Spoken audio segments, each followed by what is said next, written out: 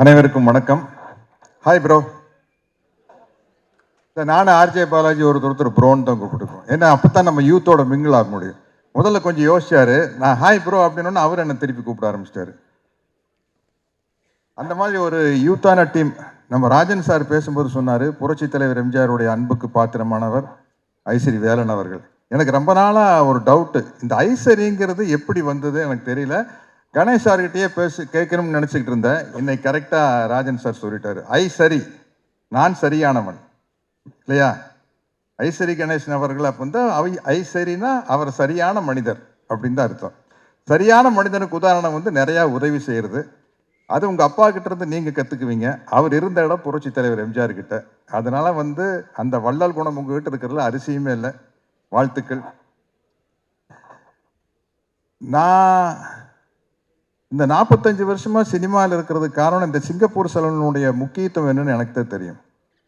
சிகை அலங்காரம் இதை வச்சுட்டு தான் 45 வருஷமா வண்டி ஓட்டிட்டு இருக்கிறேன். ஏன்னா ஒரு ஹேர் ஸ்டைல் அப்படிங்கிறது வந்து வாழ்க்கையில் அவ்வளோ முக்கியமான ஒரு விஷயம். ஒரு விக்கு எவ்வளோ வேலை செய்யுது அப்படின்னு வந்து எனக்கு தான் தெரியும். ஒரு சின்ன ஹேர் ஸ்டைல் சேஞ்சினால வந்து அந்த முகத்தினுடைய ஸ்டைல் அப்படியே மாறிடும். புரட்சி தலைவர் எம்ஜிஆர் அவர்கள் ஆரம்பத்தில் இருந்தப்போ ஒரு ஹேர் ஸ்டைல் இருப்பார். சோஷியல் பிக்சருக்கு வந்தோம்னா அப்படியே மாறி இருக்கும். அதே மாதிரி ரஜினி சார் எடுத்துக்கங்க, ராஜாதி ராஜாலேருந்து ஒரு ஹேர் ஸ்டைல் மாறும். விஜயகாந்த் சாருக்கு அதே மாதிரி தான். அம்மன் கோயில் கடக்கால பீரியடில் ஒரு ஹேர் ஸ்டைல் இருப்பார். அதுக்கப்புறம் வேற ஒரு ஹேர் ஸ்டைல் வரும்போது அந்த லுக்கே டோட்டலாக மாறிச்சு. ராஜாதி ராஜாலே பின்னாடி விஜயகாந்த் சார் வந்து ஒரு ஹேர் ஸ்டைலை மாற்றும் போது அந்த லுக்கே அப்படியே மாறிச்சு. அதனால் வந்து அவ்வளோ முக்கியமான விஷயம் இந்த சிகை அலங்காரம். அதை பேச வச்சு படம் பண்ணுறது ரொம்ப நல்ல விஷயம். என்றைக்குமே ஒரு ஹீரோவுக்கு வந்து வெற்றிகள் வர வர சினிமாவில் வந்து அதை இன்னும் கொஞ்சம் பட்ஜெட்டை மேலே ஏற்றுனா தான் அந்த ஹீரோவை வந்து வேறொரு தளத்துக்கு கொண்டு போக முடியும். அதனால தான் வந்து அது ரொம்ப முக்கியமான விஷயம்.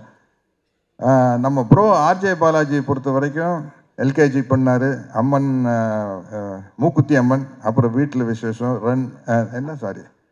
Run baby run. இப்போ வந்து இந்த படம், இந்த சிங்கப்பூர் சலூன் வந்து நிச்சயமாக இதுக்கு முன்னாடி அவர் பண்ண பட்ஜெட்டை விட அப்படி மேலே கொண்டு போகிற படம். ஏன்னா கிளைமேக்ஸில் வந்து அவ்வளவு கிராஃபிக்ஸ் ஒர்க் இருக்குது. இந்த கிராஃபிக்ஸ் ஒர்க்கை வந்து ஒரு டைரக்டர் வந்து கற்பனை பண்ணி சொல்லிடலாம், இப்படி சார் அப்படி சார் அப்படி சார் இப்படி சார்னு சொல்லிடலாம். ஆனால் அந்த சிஜி ஒர்க் பிரமாதமாக வர்றதுக்கு வந்து முக்கியமான காரணம் பணம். அது ப்ரொடியூசர்கிட்ட தான் இருக்குது. அவர் வந்து இந்த ஹீரோக்கு இவ்வளோதான் செலவு பண்ணலாம் அப்படின்னு எல்லா ப்ரொடியூசரும் ஒன்று மைண்டில் வச்சுருப்பாங்க. அதை தாண்டி செலவு பண்ணால் இந்த படம் ஜெயிக்கும் அப்படிங்கிற நம்பிக்கையை அந்த கதை உருவாக்குறது மூலமாக தான் அந்த தயாரிப்பாளர் வந்து செலவு பண்ணுவாங்க. அப்படி இந்த படம் வந்து ஒரு ஒரு பிரம்மாண்டத்தில் கிராண்டியரில் வந்து ஆர்ஜே பாலாஜியை வந்து நிச்சயமாக அடுத்த கட்டத்துக்கு கொண்டு போயிடும். அதனால் வந்து இனிமேல் சினிமாவில் வந்து இந்த சவுண்டு இதெல்லாம் டெவலப் ஆனதுக்கப்புறம் நம்ம வாயிலேயே வண்டி ஓட்டிகிட்டு இருக்க முடியாது, வாயிலேயே வடை சுட முடியாது. கொஞ்சம் பெரிய விஷயங்களை காட்டினாத்தான் முடியும். அப்படி இந்த படம் வந்து ஆர்ஜே பாலாஜிக்கு அமைஞ்சிருக்குது. இங்கே கூட நடித்தவங்க எல்லாருமே வந்து ரொம்ப ஜாலியாக செட்டில் வந்து நம்ம கலாய்ச்சி பேசுனதுக்கு அளவே இல்லை. அந்த மாதிரி ஒரு ஜாலியான டீம். அஃப்கோர்ஸ் சுகுமார் சார் நம்பித்தான் இந்த விக்கையை நான் வச்சேன் படத்தில்.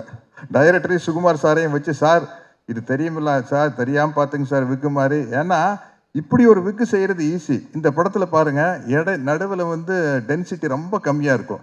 அது கொஞ்சம் ஏமாந்தா வந்து அந்த நெட்டு எல்லாம் ஒட்டுனா தெரிஞ்சிடும். அது சுகுமார் சார் கையில் தான் இருக்குது. அந்த கேரண்டி சுகுமார் சார் கொடுத்தனால தான் தைரியமாக அந்த விக்கையை வைக்க முடிஞ்சது. அது பர்டிகுலராக இருந்தார் டைரக்டர், இப்படித்தான் வேணும் அப்படின்னு. நான் இதுக்கு முன்னாடி நிறையா கவுண்டமணி அண்ணன் கூட, தம்பி வெடுவேலி கூட, நம்ம தலைவர் மணிவண்ணன் கூட எல்லாம் சேர்ந்து காமெடி பண்ணியிருக்கேன். பட் நானே தனியாக ஒத்தையாக ஒரு காமெடி பண்ணி நடிச்சதுன்னா அது இந்த படமாக தான் இருக்கும். கிட்டத்தட்ட ஒரு இன்டர்வல் சீன் வந்து திருவிளையாடல் நாகேஷ் சார் மாதிரி, ஐயோ தனியாக புலவை விட்டானே அப்படிங்கிற அளவுக்கு நம்மளே பேசி நடிக்கிற மாதிரி ஒரு சீன். அதை வந்து தைரியமாக எனக்கு இப்படி ஒரு கேரக்டர் கொடுத்த டைரக்டர் கோகுல் சாருக்கு என்னுடைய மிகப்பெரிய நன்றி தெரிவிச்சுக்கிறேன். ஏன்னா எல்லா விஷயமே வந்து டைரக்டர்கிட்ட இருந்து அப்ரூவல் வந்தால் தான் முடியும். நம்ம ஒரு டயலாக் எழுதி கொடுக்குறாங்க, தகுடங்கண்ணே தகுடு அப்படிங்கிற டைரக்டர் வந்து இல்லை சார் 2 தடவை சொல்ல வேண்டாம் சார், ஒரு தடவை சொன்னால் போதும் சார் அப்படின்னா கிட்டத்தட்ட எனக்கு ஒரு 7-8 கோடி ரூபா போயிருக்கும். அதுக்கப்புறம் தான் நம்மளுக்கு ஒரு மார்க்கெட் வருது இல்லையா. அந்த ஒரு சின்ன விஷயம் டைரக்டர்கிட்ட இருந்து ஒரு சின்ன அப்ரூவல் கிடைப்பதன் மூலமாக தான் ஒரு நடிகர் வந்து எங்கேயோ போக முடியும். அப்படி பல இடத்துலேருந்து நான் வந்து என்னை விட மூத்தவர்கள்கிட்டையும் எடுத்துக்குவேன், என்னை விட இளையவர்கள்கிட்டையும் எடுத்துக்குவேன். உண்மையிலேயே நான் கதாநாயகனாக நடிச்சுட்டு இருந்தப்ப என்ன கெஸ்ட் ரோல் கேட்கையில் வந்து நான் ரொம்ப யோசிப்பேன். கஷ்டப்பட்டு ஹீரோ ஆகிருக்கிறோம், வில்லனாக நடிச்சு இப்போ போய் கெஸ்ட் ரோல் பண்ணோம், ஒரு கேரக்டர் பண்ணோம் அப்படின்னா வந்து அந்த ஹீரோ இடத்தை தக்க வைக்காமல் விட்டுருவோம் அப்படின்னு ஒரு பயம் இருந்தது. இப்போ கேரக்டர் ரோல் நடிக்கையிலையும் கூட ஒரு கெஸ்ட் ரோலுக்கு வர்றதுனா வந்து ரொம்ப யோசிப்பேன்.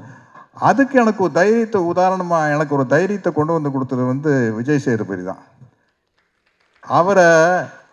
அவருக்கு அந்த மக்கள் செல்வன் அப்படிங்கிற பொருத்தம் ரொம்ப ரொம்ப பொருத்தம். அவர் வந்து அந்த அளவுக்கு வந்து எவ்வளவு பேர் ரசிகர்கள் வந்தாலும் சளைக்காம அவங்களோட போட்டோ எடுத்து முத்தம் கொடுத்து, அதைத்தான ரசிகர்கள் நம்மகிட்ட எதிர்பார்க்குறாங்க இல்லைங்களா? நமக்கு வந்து அவங்க பணம் கொடுத்து டிக்கெட் வாங்கி கிட்டத்தட்ட சொல்ல போனால் நம்மளுக்கு சோறு போடுறவங்க ரசிகர்கள் தான். அவங்க மேலே தோள் மேலே கை போட்டு ஒரு சளைக்காமல் நம்ம ஃபோட்டோ எடுத்துக்கிறது வந்து ரொம்ப முக்கியமான விஷயம்.